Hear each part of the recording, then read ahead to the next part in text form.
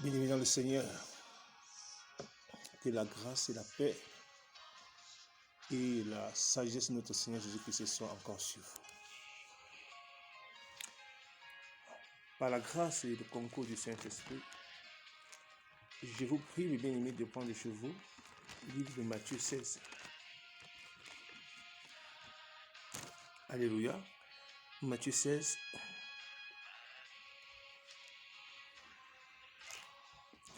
Nous allons lire à partir du verset 26. Que servira-t-il à un homme de gagner le monde entier s'il perd son âme? Que pourra donner un homme en échange de son âme?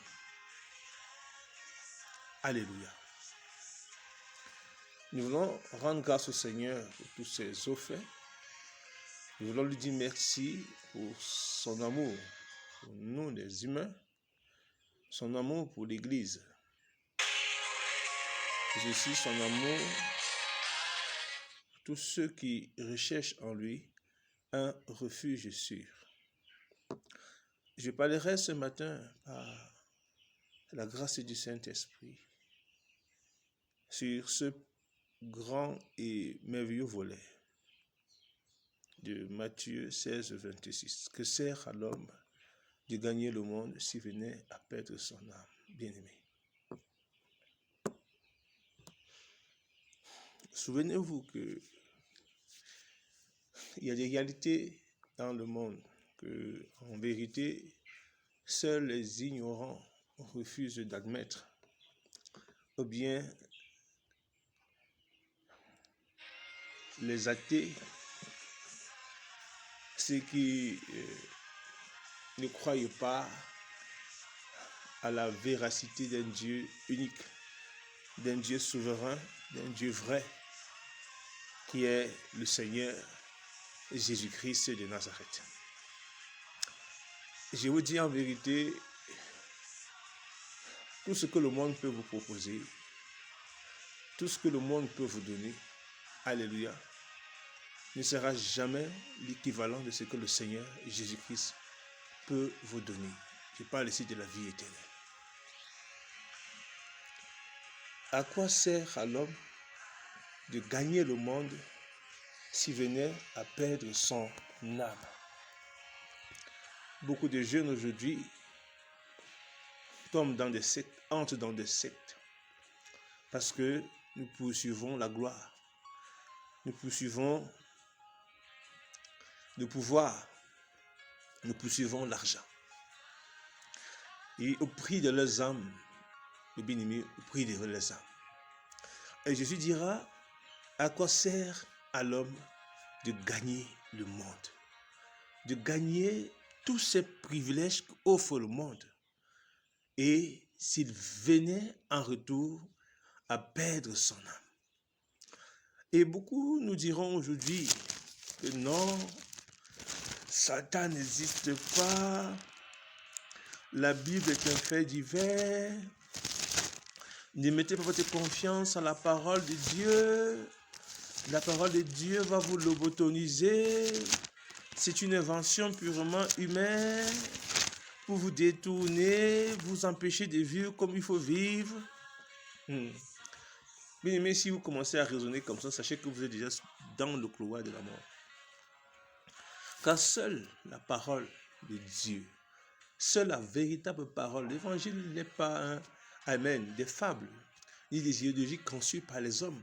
L'évangile, c'est la puissance de Dieu pour le salut de quiconque croit. Amen. Soit juif, soit le grec. C'est-à-dire que l'évangile est l'arme efficace par laquelle le Seigneur Jésus-Christ, notre Créateur, a décidé non seulement de réconcilier l'homme à lui, mais d'accorder à l'être humain, à l'individu, le salut éternel. Alléluia. Dans Luc 4, dont nous n'allons pas être très long ce matin, Luc 4,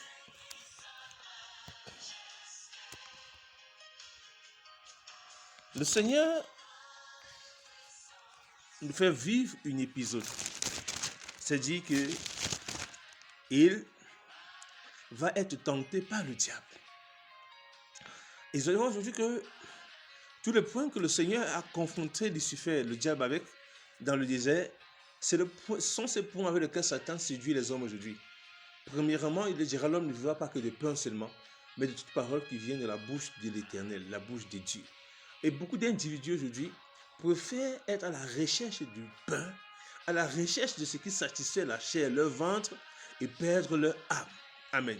Et regardez, le deuxième point que Satan mettra devant le Seigneur, nous parlons à partir du verset 3, il dit, chapitre 4, Luc 4, verset 3, il dit, et le diable l'amena plus haut, et sur une haute montagne, lui montra en un instant tous les royaumes de la terre. Puis il lui dit, je te donnerai toute cette puissance et la gloire de ces royaumes, car elles m'ont été données, et je la donne à qui je veux. Si donc tu te procèdes devant moi, elle sera toute à toi. Alléluia. Vous recherchez la gloire, vous recherchez les privilèges, vous recherchez la richesse, vous recherchez la puissance de ce monde. Sachez que vous allez rencontrer un individu devant vous qui s'appelle le diable, tout simplement, Lucifer.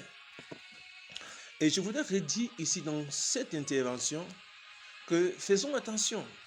Beaucoup de gens nous diront que Jésus-Christ, notre Seigneur, est mort à 33 ans. Mais si vous preniez du temps dans l'Écriture, vous allez vous rendre compte que ce que la théologie dit sur la mort du Seigneur n'est pas clair. Et que les 33 ans dont on fait allusion, regardez qu'aujourd'hui, la plupart des jeunes qui ont vendu leur âme à Satan, qui meurent dans l'intervalle de 33 ans, on les compare. C'est-à-dire, on les compare comme étant des grandes personnes. En fait, on les met au même titre que Jésus. C'est-à-dire, Jésus est mort à 33 ans, Raphaël est mort à 33 ans, tel est mort à 33 ans. Voilà comment le monde peut nous séduire, nous mentir. Mais sachez qu'en vérité, le chiffre 33, même si vous entrez dans ce qu'on appelle l'étude des loges lucifériennes, sataniques et la franc-maçonnerie, c'est le symbole de l'illumination, amen, de la perfection satanique. Donc la plupart de ces jeunes que vous aujourd'hui, vous voulez comparer au Seigneur Jésus-Christ, ne sont que morts dans l'illumination satanique. Donc ça veut dire que votre faux Jésus, quand on vous présente, vous en croit qu'il est mort en 33 ans et qu'il est l'illumination satanique,